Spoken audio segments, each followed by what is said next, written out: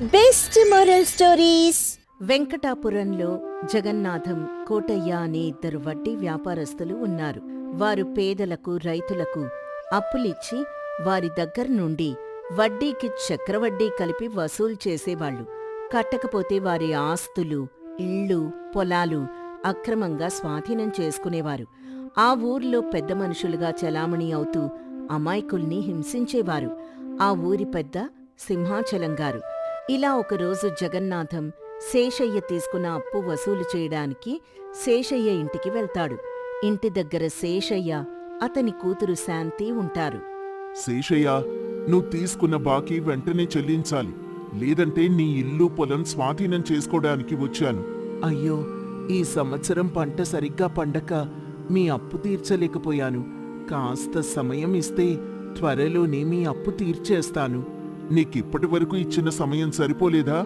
ఇంకా కావాలని అడుగుతున్నావు? అదేం కుదరదు. నువ్వున్న ఫలానా అప్పు తీర్చు, లేదా ఇల్లు ఖాళీ చేసి వెళ్ళిపో. జగన్నాథం గారు, ఇప్పటికిప్పుడు అప్పు కట్టమంటే ఎక్కడ్నించి తెచ్చి కట్టేది? కాస్త మా మీద జాలి చూపించండి. జాలి దయ చూపించడానికి నేనేమీ దేవుణ్ణి కాదు, వడ్డీ వ్యాపారిని. అయ్యా, మీరలా కోప్పడకండయ్యా. అదసలే తల్లి లేని పిల్ల. ఇప్పుడు గూడు కూడా లేకపోతే ఎక్కడికని పోతాం? కాస్త దయ చూపించండి. అదేం కుదరదు. నువ్వింతకు ముందే ఈ ఇంటిని, నీ పొలాన్ని నాకు తాకట్టు పెట్టినట్టుగా కాగితం మీద సంతకం చేశావు. ఇప్పుడు దాన్ని అమ్మినట్టుగా మార్చుకుంటాను. మీరిద్దరూ తక్షణమే ఇల్లు ఖాళీ చేసి బయటికి వెళ్ళిపోండి అని శేషయ్య, శాంతి ఎంత బ్రతిమలాడినా వినిపించుకోకుండా తన మనుషులతో బలవంతంగా ఇల్లు ఖాళీ చేయించి ఇంటికి తాళం వేసి వెళ్తాడు జగన్నాథం. శేషయ్య, శాంతి అక్కడ్నించి వెళ్ళిపోతారు. అలాగే మరోవైపు కోటయ్య పాల వ్యాపారం చేసే కృష్ణయ్య దగ్గరికి అప్పు వసూలు చేయడానికి వెళ్తాడు. కృష్ణయ్య 4 గేదెలతో చిన్న పాల కేంద్రం నడుపుతూ ఉంటాడు. కృష్ణయ్య కూతురు సీత పాలమ్ముతూ ఉంటుంది. కోటయ్య వచ్చి, ఏ అమ్మాయి, మీ నాన్నెక్కడా? త్వరగా పిలు. మా నాన్న గేదెల దగ్గరున్నాడు, పిలుచుకొనొస్తాను అని సీత వెళ్లి కృష్ణయ్యని పిలుచుకొస్తుంది. కోటయ్యను చూడగానే కృష్ణయ్యకి గుండెలో రైళ్లు పరిగెడుతూ ఉంటాయి. అయ్యా, నమస్కారమండి. నీ నమస్కారాలు పక్కన పెట్టు. నువ్వు 3 నెలలుగా వడ్డీ కట్టడం లేదు. ఆ వడ్డీకి చక్రవడ్డీ కలిపి అసలు గంపడై కూర్చుంది. ఈ రోజు నువ్వు నా బాకీ మొత్తం తీర్చాలి. అందుకే వచ్చాను. అయ్యా, మా ఆవిడికి ఆరోగ్యం సరిగ్గా లేనందువలన తనను ఆస్పత్రికి తీసుకువెళ్లాను. అక్కడ చాలా డబ్బు ఖర్చయింది. అందువల్ల మీకు వడ్డీ సమయానికి చెల్లించలేకపోయాను. నాకు కాస్త సమయం ఇప్పించండయ్యా. తప్పక మీ బాకీ తీర్చేస్తాను. అదేం కుదరదు. నువ్వు అసలు వడ్డీ మొత్తం ఇప్పుడే చెల్లించాలి, లేదంటే నా దగ్గర తీసుకున్న అప్పుతో నువ్వు కొన్న గేదెల్ని తీసుకెళ్ళిపోతాను. అంత పని చేయకండయ్యా. అసలే నా భార్య ఆరోగ్య పరిస్థితి అంతంత మాత్రంగా ఉంది. ఇప్పుడు ఈ గేదెల మీదే ఆధారపడి బతుకుతున్నావు. వీటిని గాని మీరు తీసుకువెళ్ళిపోతే మా కూడు కూడా దొరకదు. అవునండి, ఈ పాలమ్మగా వచ్చిన డబ్బుతోనే మా అమ్మకు మందులు కొని తెస్తున్నాం. ఇవి గాని లేకపోతే మా అమ్మ మాకు దక్కదు. ఈ ఒక్కసారికి మాపై జాలి చూపించండి. మీ దొంగ ఏడుపులు నా దగ్గర పనికిరావు. కడితే డబ్బు కట్టండి, లేదా మీ గేదెల్ని మా ఇంటి దగ్గర కట్టేయండి. సీత అడ్డుపడి, కోటయ్య గారు, ఈ ఒక్కసారికి మా తప్పు మన్నించి గేదెల్ని వదిలేయండి. మీ అప్పు త్వరలోనే తీర్చేస్తాము. ఇన్నాళ్ళు మీ నాన్నకి సమయం ఇస్తూ వచ్చాను. ఇప్పుడు నువ్వొచ్చి సమయం అడుగుతున్నావు. ఇలా మీకు సమయం ఇచ్చుకుంటూ పోతే నా అప్పు వసూలయ్యేదెప్పుడు? అని సీత ఎంత ప్రాధేయపడుతున్నా వినకుండా కోటయ్య గేదెల్ని తీసుకుని వెళ్ళిపోతాడు. సీత, కృష్ణయ్య చాలా బాధపడతారు. అదే రోజు సాయంత్రం కోటయ్య, జగన్నాథం కలుసుకొని ఇలా మాట్లాడుకుంటూ ఉంటారు. ఏం కోటయ్యా, ఆ కృష్ణ దగ్గరున్న 4 గేదెలు తీసుకొనొచ్చేశావంట. మరి వాడిక పాల కేంద్రం ఎలా నడుపుతాడు? నేను గేదెలు మాత్రమే తీసుకొచ్చాను. నువ్వు ఏకంగా ఆ శేష ఇంటిని స్వాధీనం చేసుకున్నావంట. పాపం, వాడేమైపోవాలి? వాడేమైపోతే నాకేంటి? నా బాకీ చెల్లించకపోతే ఎవరికైనా ఇదే గతి పడుతుంది. మరి నేను చేసింది కూడా అదే కదా. నా బాకీ నేను వసూలు చేసుకున్నాను అని నవ్వుతాడు. దానికి సమాధానంగా జగన్నాథం కూడా నవ్వుతాడు. మన దగ్గర అప్పు తీసుకుంటే వాళ్ళ జీవితం నాశనమైపోయినట్టే. అది తెలియక ఈ పిచ్చి జనం మన దగ్గర అప్పులు చేసి తిప్పలు కొని తెచ్చుకుంటున్నారు. అని ఇద్దరూ నవ్వుకుంటారు. రోజులు గడుస్తూ ఉంటాయి. ఒకరోజు కోటయ్య ఇంటి దగ్గరలో శాంతి తిరుగుతూ ఉంటుంది. అటుగా వచ్చిన సీత శాంతిని చూస్తుంది. శాంతిని చూసి సీతను చూసి శాంతి కంగారు పడుతూ అక్కడ్నించి వెళ్ళిపోతారు. మరుసటి రోజు సీత, శాంతి ఊర్లో ఓ చెట్టు దగ్గర కలుసుకుంటారు. శాంతి, రాత్రి నువ్వు కోటయ్య ఇంటి దగ్గర కనిపించావు. ఆ సమయంలో అక్కడ ఏం చేస్తున్నావు? అది సరే, నువ్వెందుకు ఆ సమయంలో అక్కడికొచ్చావు? అని ఇద్దరూ ఒకరినొకరు ప్రశ్నించుకుంటారు. శాంతి, కోటయ్య వల్ల మా పాల కేంద్రం మూతపడింది. అసలే మా అమ్మ ఆరోగ్యం సరిగ్గా లేదు. ఆ సమయంలో ఆదాయం లేక, అమ్మ వైద్యానికి డబ్బులు చాలక అమ్మ చనిపోయింది. వీటన్నిటికీ కారణమైన కోటయ్యకు తగిన బుద్ధి చెప్పాలని కోటయ్య ఇంట్లో దొంగతనం చేయడానికి అక్కడికొచ్చాను. అవును సీత, నీ గురించి అంతా తెలిసింది. నేను కూడా అదే పని మీద జగన్నాథం ఇంటి వైపు వెళ్ళాను.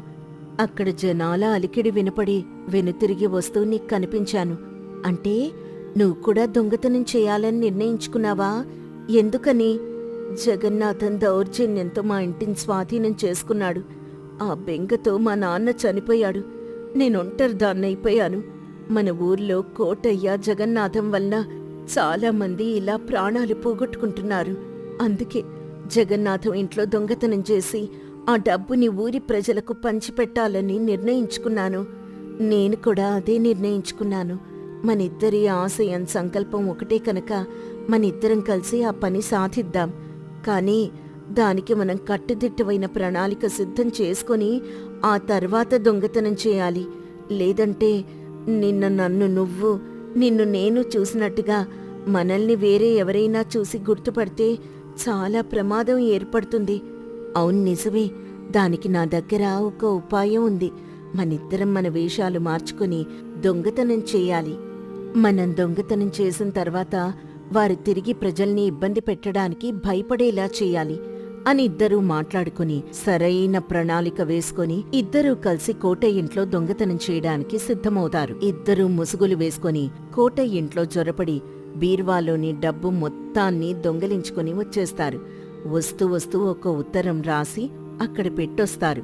మరుసటి రోజు కోటయ్య పంచాయతీ ఏర్పాటు చేసి లబోదిబోమంటాడు. పంచాయతీకి శాంతి, సీత కూడా వస్తారు. అయ్యా సింహాచలం గారు, రాత్రి మా ఇంట్లో దొంగలు జొరబడి నా బీర్వాలోని డబ్బంతా ఎత్తుకుపోయారు. మీరే నాకెలాగైనా న్యాయం చేయాలి. కష్టపడి సంపాదించిన సొమ్ము దొంగల పాలైపోయింది. ఏం కష్టపడి సంపాదించావయ్యా? నువ్వా డబ్బుని జనాల రక్తం పిండి సంపాదించిందే కదా అదంతా. అలా అంటారేంటండి? నాది వడ్డీ వ్యాపారం. కఠినంగా ఉండకపోతే డబ్బెలా వసూలవుతుంది? సరే సరే, నీకెవరి మీదైనా అనుమానంగా ఉందా? ఏమోనండి, నేను వాళ్ళని చూడలేదు. దొంగలు పోతూ పోతూ ఒక ఉత్తరం రాసిపెట్టి వెళ్లారు. అందులో ఏం రాశారు? గట్టిగా చదవండి. ఇందులో ఏం రాసుందో నేను చదవలేను. మీరే ఎవరో ఒకరు చదువుకోండి. పక్కనున్న రామయ్యను పిలిచి ఆ ఉత్తరం చదవమంటారు. రామయ్య ఉత్తరం చదువుతాడు. రేయ్ కోటయ్య, జనాల రక్తం పిండి సంపాదించి నీ డబ్బుని దోచుకుపోతున్నాం. ఇకనైనా నీ బుద్ధి మార్చుకోకపోతే తర్వాత నీ ప్రాణాలు దోచుకుపోతాం.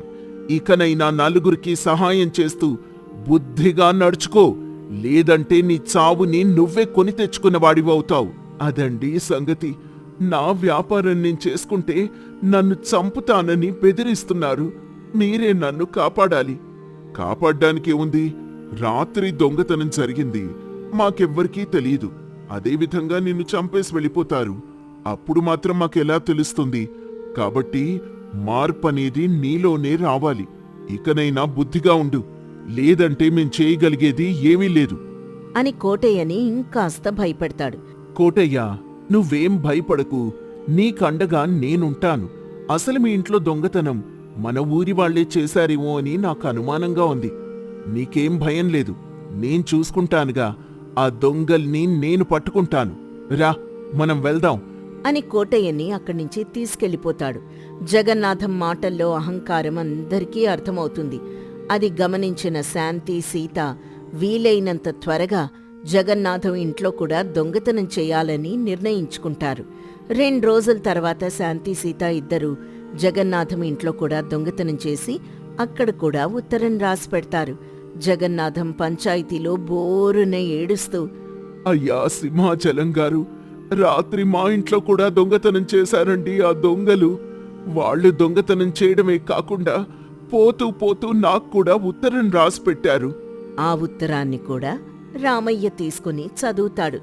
రే జగన్నాథం, ఊళ్ళో మార్పు తేవడం కోసం ముందు కోట ఇంట్లో దొంగతనం చేశాం. దాంతో నువ్వు బుద్ధి తెచ్చుకొని మారతావు అనుకున్నాము. కానీ నువ్వు డబ్బున్న అహంకారంతో పంచాయతీలో మాట్లాడావు. అందుకే నీక్కూడా బుద్ధి చెప్పాల్సిందే అని నిర్ణయించుకొని మీ ఇంట్లో కూడా దొంగతనం చేశాం. ఈసారైనా మీ ఇద్దరిలో మార్పు రాకపోతే ఊరి నడి బొడ్డులో మీ ఇద్దరినీ ఉరి తీస్తాం. అప్పుడు సింహాచలం ఇలా అన్నాడు. చూడండి, ఈ దొంగలు అన్నంత పని చేసేలా ఉన్నారు. మేం చేయడానికేమీ లేదు. ఇకంతా మీ చేతుల్లోనే ఉంది. మీరు మారి నలుగురికి మంచి చేస్తే మంచిది. ఈ ఊరి పెద్దగా మీ ప్రాణాలు కాపాడ్డానికి నేనిచ్చే సలహా ఇదే. పంచాయతీ పూర్తవుతుంది. కోటయ్య, జగన్నాథం జనాల్ని పీడించి సంపాదించిన డబ్బు పోగొట్టుకున్నాక వారిలో మార్పొస్తుంది. శాంతి సీత దోచుకున్న డబ్బుని కోటయ్య, జగన్నాథం వల్ల పీడించబడిన కుటుంబాలకు పంచిపెడతారు.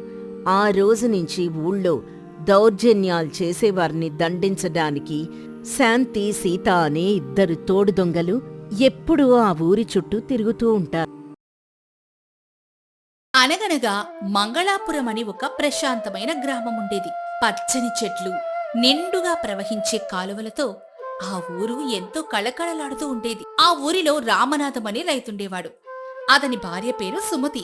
అతనికి తన తండ్రి నుంచి వారసత్వంగా వచ్చిన 10 ఎకరాలు అత్యంత సారవంతమైన పొలం ఉంది. కాని రామనాథం పరమసోమరి. తెల్లవారుజామున కోడి కొయ్యక ముందే ఊరంతా పొలం పనులకెళ్తుంటే రామనాథం మాత్రం సూర్యుడు నెత్తిమీదకొచ్చే వరకు గుర్రు పెట్టి నిద్రపోయేవాడు. ఒకరోజు రామనాథం తన ఇంట్లో అప్పుడే నిద్రలేస్తూ ఆవలిస్తూ, ఆహా, ఈరోజు గాలి అంత చల్లగా వీస్తుంది. ఇలాంటి ఆహ్లాదకరమైన సమయంలో పొలానికి వెళ్ళి ఆ బురదలో మట్టిలో చెమట కార్చడం అవసరమా? ప్రాణం హాయిగా ఉన్నప్పుడు పక్కనే ఉన్న సింత చెట్టు నీడన కాసేపు కునుకు తీస్తే ఎంత హాయిగా ఉంటుంది. పని ఎక్కడికి పోతుంది? రేపు చూద్దాంలే. యావండి, మీరిలా రేపు రేపు అంటూ కాలం గడిపేస్తున్నారు. సూర్యుడు నడినెత్తుకొస్తున్నాడు. పక్కింటి సోమయ్య గారు అప్పుడే తన పొలం దున్నడం కూడా పూర్తి చేసి భోజనం చేయడానికి ఇంటికి వస్తున్నారు. మన పొలం మాత్రం ఏపుగా పెరిగిన పిచ్చి మొక్కలతో, ముళ్ళ పొదలతో నిండి అడవిలా మారుతోంది. ఆ భూమిని చూస్తుంటే నాకు ఏడుపు వస్తోందండి. మన సొంత పొలాన్ని ఇలా బంజరు భూమిలా వదిలేస్తే ఆ భూమాత శాపం మనకు తగలదా? నువ్వు ఎప్పుడు ఇంతే సుమతి. నీకు ఆ మట్టి గొడవ తప్ప మరీ లోకం తెలీదు. అదృష్టం అనేది ఒకటి ఉంటుంది. అది రాసి పెట్టుండాలి. ఆ అదృష్ట దేవత మన తలుపు తట్టినప్పుడు కష్టపడకుండానే సిరి సంపదలు వాటంతట అవే వస్తాయి. కష్టపడేవాడు ఎప్పుడు కష్టపడుతూనే ఉంటాడు. అప్పటి వరకు ఈ ప్రశాంతతను ఆస్వాదించనివ్వు. నన్ను విసిగించకు. రామనాథం నెమ్మదిగా ఊరి అరుగు మీదకి చేరాడు. అక్కడ అతని స్నేహితుడు గోపాలం అప్పటికే వేచున్నాడు. వారిద్దరి ఉద్దేశం ఒక్కటే. ఎవరెవరు ఏమేమి మాట్లాడుకుంటున్నారు, ఊరిలో ఏం జరుగుతోంది అని కబుర్లు చెప్పుకోవడం. రారా రామనాథం, నీకోసమే ఇందాక నుంచి ఎదురు చూస్తున్నాను. ఇవాళ ఊరి చివరి చెరువు దగ్గర ఎవరో కొత్త జ్యోతిషులు వచ్చారట. ఆయన ముఖం చూసి ఎవరికి ఎప్పుడు అదృష్టం పడుతుందో, ఎవరికి నిధి దొరుకుతుందో ఇట్టి చెప్పేస్తున్నారట. వెళ్దామా మరి? జ్యోతిష్లా? అయితే ఆలస్యం ఎందుకు గోపాలం? తప్పకుండా వెళ్దాం. నా జాతకంలో ఎప్పుడు రాజయోగం ఉందో కనుక్కోవాలి. ఈ దారిద్ర్యం ఎప్పుడు తప్పుతుందో, శ్రమ పడకుండా ధనం ఎలా వస్తుందో ఆయన అయినా చెప్తాడేమో చూద్దాం. కాయా కష్టం చేసే రాత నా నొదుట లేదని నా గట్టి నమ్మకం. అలా అనుకుంటూ వారిద్దరు నడుచుకుంటూ వెళ్తూ ఉండగా దారిలో సోమయ్య ఎదురయ్యాడు. సోమయ్య ఒళ్లంతా బురదతో నిండి ఉంది. భుజాన నాగలుంది. ఏమిటి రామనాథం, ఈ ఎండలో గోపాలంతో కలిసి ఎక్కడికో బయలుదేరారు? ఈ సమయం జాతకాలు చూడ్డానికో కబుర్లు చెప్పుకోవడానికో కాదు. ఆకాశం వంక చూడు, మబ్బులు కమ్ముకుంటున్నాయి. వాన పడితే విత్తనాలు చల్లడానికి నీ పొలం సిద్ధంగా ఉండాలి కదా. నీ 10 ఎకరాలు ఇంకా దున్ననే లేదు. ఆ గడ్డిని చూస్తుంటే పొలం ఉన్నట్టే లేదు. సోమయ్య, నీ నీతులు నీ దగ్గరే ఉంచుకో. నీలాగా బురదలు పుల్లుతూ ఎండలు ఎండిపోవడం నా వల్ల కాదులే. మా తాత ముత్తాతలు సంపాదించిన 10 ఎకరాల ఆస్తి మాకుంది. అది ఏడకి బోదు. పంట వేయడానికి ముహూర్తం ఒకటి ఉంటుందిలే. అదొచ్చినప్పుడు నేనే స్వయంగా రంగంలోకి దిగుతాను గాని నువ్వు వెళ్ళెళ్ళు. రామనాథం మరియు గోపాలం జ్యోతిష్యుడి దగ్గరికి వెళ్తారు. అక్కడ జ్యోతిష్యుడు రామనాథం చేయి చూసి, నాయనా, నీ జాతకంలో శ్రమపడడం అనేదే లేదు. కానీ నువ్వు కష్టపడితేనే ఫలితం ఉంటుంది. ఇది విన్న రామనాథం వీడికి ఏం తెలీదు అని విసుగ్గా ఇంటికొచ్చాడు. అలా రోజులు వారాలయ్యాయి. వర్షాలు పడి ఊరంతా పచ్చగా మారుతుంటే రామనాథం ఇంట్లో మాత్రం దారిద్ర్యం తాండవిస్తోంది. కనీసం గంజి కాచుకోవడానికి కూడా గింజల్లేని పరిస్థితి ఏర్పడింది. గత్యంతరం లేక భార్య సుమతి పుట్టింటి నుంచి తెచ్చుకున్న బంగారు గాజులను కూడా అమ్మేశాడు. చివరికి ఆదనం కూడా అయిపోవడంతో ఊరిలో కఠినమైన వ్యక్తిగా పేరు పొందిన వడ్డీ వ్యాపారి భద్రయ్య దగ్గరకు వెళ్ళాడు. అప్పుడు అక్కడున్న భద్రయ్య రామనాథంతో ఇలా అంటాడు. ఏం రామనాథం, నీ గురించి నాకు తెలియంది కాదు. నీకు అప్పివ్వడానికి నాకేమీ అభ్యంతరం లేదు గాని పాత బాకీలు ఇంకా కొండలా పేరుకుపోయిన్నాయే. ఈసారి నీకు ధనం కావాలంటే నీకున్న 10 ఎకరాల పొలం పత్రాలు నా దగ్గర తాకట్టు పెట్టాలి. ఒకవేళ వచ్చే పంట కాలానికి నువ్వు గనక ధనం తిరిగి చెల్లించకపోతే ఆ పొలం నా సొంతం అవుతుంది. ఆలోచించుకో. రామనాథం బిక్కుమొహం వేశాడు. సరే భద్రయ్య గారు, పరిస్థితి బాగలేదు కాబట్టి మీరు చెప్పినట్టే చేస్తాను. ఇప్పుడైతే కొంత ధనం ఇవ్వండి. ఈసారి ఎలాగలా పంట పండిస్తాను. అప్పుడు భద్రయ్య దగ్గర ధనం తీసుకున్న రామనాథం ఆ ధనంతో ఎరువులు విత్తనాలు కొని పొలం పనులు మొదలు పెట్టాల్సింది పోయి మళ్లీ తన పాత స్నేహితులతో కలిసి విందులు వినోదాలంటూ కాలక్షేపం చేసాగాడు. సుమతి ఏమో కన్నీరు మున్నీరుగా ఏడ్చినా అతనిలో మార్పే రాలేదు. పొలం పత్రాలు తాకట్టు పెట్టారన్న విషయం తెలిసిన సుమతి ఇక లాభం లేదని ఊరి పెద్ద రంగయ్య గారి దగ్గరికి వెళ్లి తన ఆవేదనను వెళ్ళగక్కింది. రంగయ్య గారు, మీరు మా ఊరికే పెద్ద దిక్కు. మా వారు సోమరతనంతో మనకున్న ఏకైక ఆధారాన్ని కూడా పాడు చేస్తున్నారు. ఉన్న 10 ఎకరాల పొలాన్ని భద్రయ్య దగ్గర తాకట్టు పెట్టారు. ఈ ఏడాది పంట పండకపోతే ఆ పొలం చేజారిపోతుందయ్యా. మేము వీధిన పడతాం. ఆయన మార్చే మార్గం ఏదైనా మీరే ఆలోచించాలి. ఆయనకు శ్రమ అంటే భయం, కానీ అదృష్టం మీద ఆశ ఎక్కువ. దిగులు పడకు సుమతి. మీ వారు సోమరి మాత్రమే కాదు, అతనికి అత్యాశ కూడా మెండుగానే ఉంది. ఆ అత్యాశని ఆయుధంగా చేసుకొని అతన్ని సరైన మార్గంలోకి తెస్తాను. నువ్వు వెళ్ళి రేపు ఉదయాన్నే రామనాథాన్ని నా దగ్గరికి పంపు. నేను ఒక చక్కని ఉపాయం ఆలోచించాను. మరుసటి రోజు రామనాథం భయంగా రంగయ్య గారింటికి వెళ్ళాడు. రా రామనాథం, నీకోసమే ఎదురు చూస్తున్నారు. నీ అదృష్టం పండినట్టే ఉంది. మీ తాతగారి చనిపోయి కొన్ని రోజుల ముందు రహస్యంగా నాతో ఒక మాట చెప్పారు. మీ 10 ఎకరాల పొలంలో పూర్వీకులు తెచ్చిన అపారమైన బంగారు నాణాల నిధి ఒక చోట ఉందట. ఆ నిధి ఎక్కడుందో ఆయన మర్చిపోయారు గాని అది భూమికి 3 అడుగుల లోపల దాచబడుందని మాత్రం చెప్పారు. అది దొరకాలంటే పొలాన్ని ఏ మూల కూడా వదలకుండా లోతుగా తవ్వాలి. రామనాథం కళ్ళు వెలిగిపోతూ, నిదా బంగారు నాణాలా? రంగయ్య గారు, ఇది నిజమేనా? నా పొలంలోనే ఉందా? అవును రామనాథం, కానీ ఒక షరతు. ఇది ఎవరికి తెలియకూడదు. తెలిస్తే ఆ నిధి మాయమైపోతుంది. నువ్వొక్కడివే ఎవరికి తెలియకుండా రాత్రి బవలు కష్టపడి పొలాన్ని దున్నాలి. అప్పుడే ఆ నిధి నీకు దక్కుతుంది. రేపటి నుంచే మొదలెట్టు. అలా నిధి మాట వినగానే రామనాథం ఒంట్లో ఎక్కడలేని శక్తి వచ్చేసింది. సోమరితనం ఆవిరైపోయింది. మరుసటి రోజు తెల్లవారుజామున 3 గంటలకే ఊరి జనం నిద్ర లేవకముందే నాగలి పట్టుకుని పొలానికి చేరుకున్నాడు. ఒక్క అడుగు తవ్వడం మొదలెట్టాడు. ఊరి జనం తెల్లవారి లేచి చూసేసరికి రామనాథం పొలంలో శ్రమిస్తూ కనిపించాడు. అప్పుడే అక్కడికొచ్చిన పురోహితుడు శివయ్య రామనాథంతో ఇలా అంటాడు.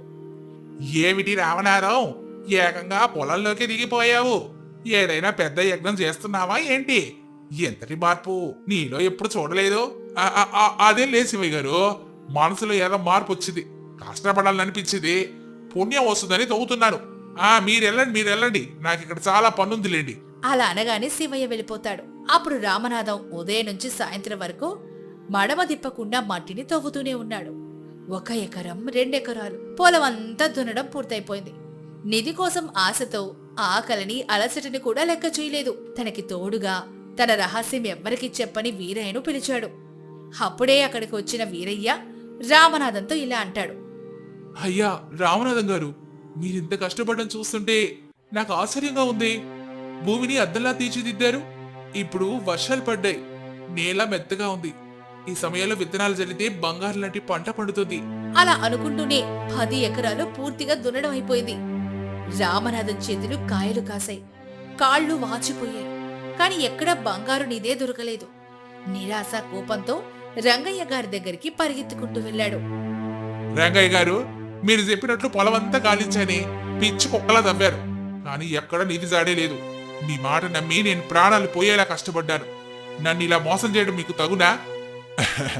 రామనాథం, కంగారు పడకు. నిధి దొరకలేదని బాధపడకు. నువ్వు పొలాన్ని ఇంత అద్భుతంగా సిద్ధం చేశావుగా. నేలంతా సారవంతంగా ఉంది. ఇప్పుడు ఆకాశం నుంచి వర్షపు జల్లులు కురుస్తున్నాయి. మంచి విత్తనాలు తెచ్చి జల్లు. భూమాత కడుపులో ఉన్న అసలైన నిధి అప్పుడు బయటకొస్తుంది. అప్పటి వరకు ఓపిక పట్టు. అది విన్నాక రామనాథం చేసేదేమీ లేక ఎలాగో పొలం దున్నుంది కదా అని విత్తనాలు చల్లాడు. ఎన్నడూ లేనంతగా ఆ సంవత్సరం సమృద్ధిగా వర్షాలు కురిశాయి. పొలమంతా పచ్చని తోరణంలా మారి ధాన్యపు కంకులతో ఊగిపోయి సాగింది. ఊరిలో అందరికంటే గొప్ప పంట రామనాథం పొలంలోనే పండింది. ఆ పంటని చూసి సోమయ్య కూడా ఆశ్చర్యపోయాడు. రామనాథం, నీ పొలం ఈ ఏడు ముచ్చటగా ఉంది. ఇంతటి పంట మా తరంలో ఎవ్వరూ పండించలేదు సుమి. నీ కష్టానికి తగ్గ ఫలితం దక్కింది. అలా ఉండగా పంట చేతికొచ్చేసింది. ఆ ధాన్యాన్ని అమ్మి వచ్చిన ధనంతో మొదటగా భద్రయ్య అప్పు వడ్డీతో సహా తెచ్చి తన భార్యకు కొత్త ఆభరణాలు కూడా కొన్నాడు. ఏవండి, రంగయ్య గారు చెప్పిన బంగారు నిధి ఇదేనండి. మీరు కష్టపడితే మన పొలమే మనకు బంగారం లాంటి ఆదాయాన్ని ఇచ్చింది. ఇది కష్టార్జితం, దీనికి సాటి ఏదీ లేదు. అవును సుమతి, నీది అనే ఆశ నన్ను కదిలించిన ఆ శ్రమలో ఉన్న తృప్తి నాకిప్పుడే తెలిసింది. రంగయ్య గారు నాలోని సోమరితనాన్ని వదిలించడానికి ఆ నిధి కథ చెప్పారు. నిజమైన నిధి మన శ్రమలోనే ఉందని గ్రహించాను. అలా అప్పటినుంచి రామనాథం అరుగుల మీద కూర్చోవడం, జ్యోతిష్యుల చుట్టూ తిరగడం పూర్తిగా మానేశాడు. తెల్లవారుజామున లేచి తన పొలానికెళ్లడం, తన సొంత పొలాన్ని ప్రాణంలా చూసుకోవడం అతని దినచర్యగా మారిపోయింది. గోపాలం వచ్చి కబుర్లు చెప్దామన్నా పనుంది అంటూ సున్నితంగా తిరస్కరించేవాడు. మంగళాపురం గ్రామంలో రామనాథం ఇప్పుడు ఒక ఆదర్శ రైతు. మరి ఈ కథ ద్వారా మనం తెలుసుకున్న నీతేంటో తెలుసా? సోమరితనం మనిషికి సంఖ్యలేస్తుంది, కాని శ్రమ ఆ సంఖ్యలను తెంచుతుంది. మన దగ్గర ఉన్న సొంత పొలంని నమ్ముకుని కష్టపడితే అదృష్టం మన వెంటే నడుస్తుంది. శ్రమయే అన్నింటికంటే గొప్ప